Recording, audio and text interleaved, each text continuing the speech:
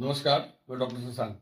आज हमारे बीच बिहार के नवनियुक्त कृषि मंत्री और भाजपा के वरिष्ठ नेता रामकृपाल यादव जी हमारे साथ मौजूद हैं। आइए जानते हैं कि नई सरकार में इनकी नई योजनाएं बिहार के किसानों के लिए क्या है और कैसे कृषि क्षेत्र में क्रांति होगी। हालांकि बक्सर जिला लगातार कृषि के क्षेत्र में उपेक्षित रहा और यहाँ जो भी अधिकारी आते हैं वो भ्रष्टाचार में गिरफ्तार होकर जेल जाते हैं।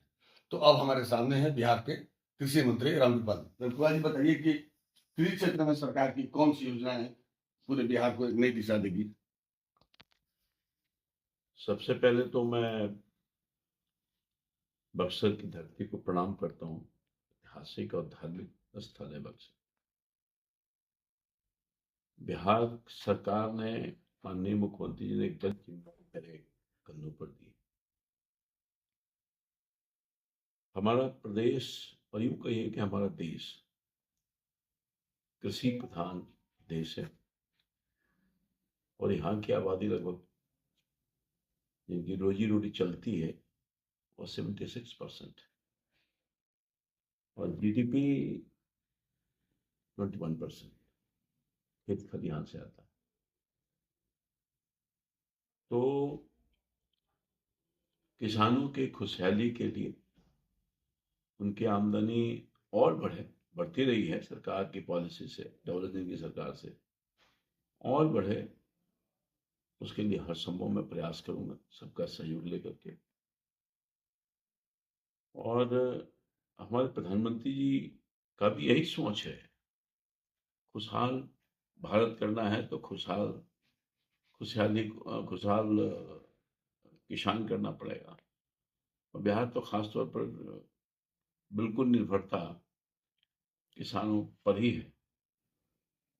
तो यहाँ पर मुख्य रूप से जो मेरे समझ से, जो कि मैं किसान का बेटा भी हूँ, समय पर उचित मूल्य पर बीज मिल जाए, समय पर खाद मिल जाए और समय पर खेतों में पानी आ जाए, ये पहली प्राथमिकता है जिसको मैं देखूंगा और इसको कोशिश करूंगा। कई अड़चने आती है, आएगी, मगर मेरी प्रतिबद्धता है कि इन सब चीजों पर विशेष ध्यान दूंगा।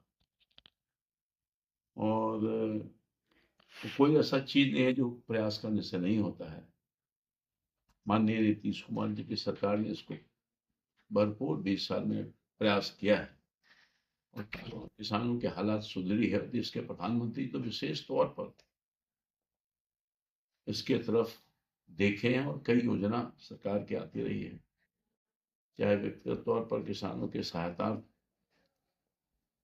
या अन्य दूसरी जो चीजें हैं वो सब होता रहा है। मैं समझता हूँ कि सब चीजों को प्राथमिकता के आधार पर किसानों के खुशहाली के लिए और हमारी अर्थव्यवस्था दुरुस्त हो प्रदेश का, इसके लिए जो भी करना पड़ेगा हम लोग सरकार से करने का प्रयास करें। अक्सर देखा जाता है कि किसानों को समृद्ध हरियाणा वगैरह की तरह समृद्ध बनाने की दिशा में ट्रेनिंग प्रोग्राम चलता है भारत सरकार की तरफ से। लेकिन अक्सर ट्रेनिंग प्रोग्राम में देखा जाता है कि खाओ कमाओ और चलते बनो, और जो किसानों का स्किल डेवलप होना चाहिए वो हो नहीं पाता है। इस वजह से जो उसके खाद बीज जो होते हैं उसकी मौलिकता में काफी कमी आ जाती है और किसानों को हर बार छल दिया जाता है विभागीय अधिकारी द्वारा। इसको रोकने के लिए क्या? बिल्कुल, मैं आपने बिल्कुल सही सवाल किया है जो बिल्कुल व्यवहारिक है। मैं पद ग्रहण के बाद अपने जो प्रधान सचिव उनके साथ जितने वरीय अधिकारी थे उनके साथ मेरी बैठक हुई है और उनके साथ लंबी चर्चा मैंने किया है। उनकी बातों को भी मैंने सुना और अपनी बातों को भी रखा। और इन सब चीज़ों के जिन चीज़ों की आप जानकारी मुझे दे रहे हैं कि बड़े पैमाने पर भ्रष्टाचार भी है, उचित समय पर उचित जो किसानों की मदद सरकार के माध्यम से होनी चाहिए, कहीं न कहीं उसमें विलम्ब हो जाता है, तो हम इसको प्राथमिकता के आधार पर लेंगे और देखेंगे ताकि किसान खुशहाल से। एक सवाल अंतिम की किसान बिहार में अग्रणीय हो जाए, जो उनके जीडीपी का जो दर है उन्हें मिले और किसानों की जो मौलिक खेती है वो मुख्य धारा से जुड़े ताकि उनकी आर्थिक स्थिति मजबूत हो, उसके लिए आप क्या संदेश देना चाहेंगे? मैंने जैसा पहले भी कहा कि बहुत बड़ी आबादी 76% बिहार का जो डिपेंडेंट है वो किसान पर है। 76% आबादी इसी से रोजी रोटी चलाती है। तो उनकी रोजी रोटी के लिए जो भी बाधाएं आएगी इसमें, हम उन सारे बाधाओं को दूर करेंगे।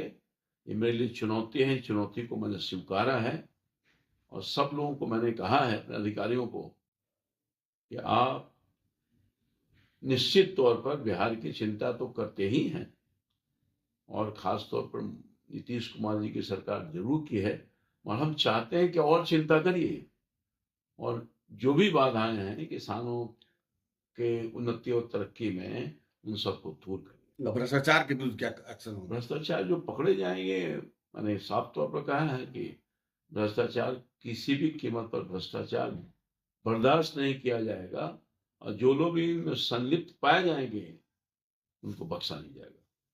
तो आपने सुना, सुबह बिहार के कृषि मंत्री का साफ कहना है कि अब किसानों की बदहाली के लिए जो भ्रष्ट अधिकारी जिम्मेवार होंगे वो बख्शे नहीं जाएंगे और जेल जाएंगे। और समृद्ध किसान समृद्ध बिहार का इन्होंने नारा दिया है। तो देखते रहिए, आगे हम और भी ऐसी चीजों से आपको अपडेट कराएंगे। नमस्कार।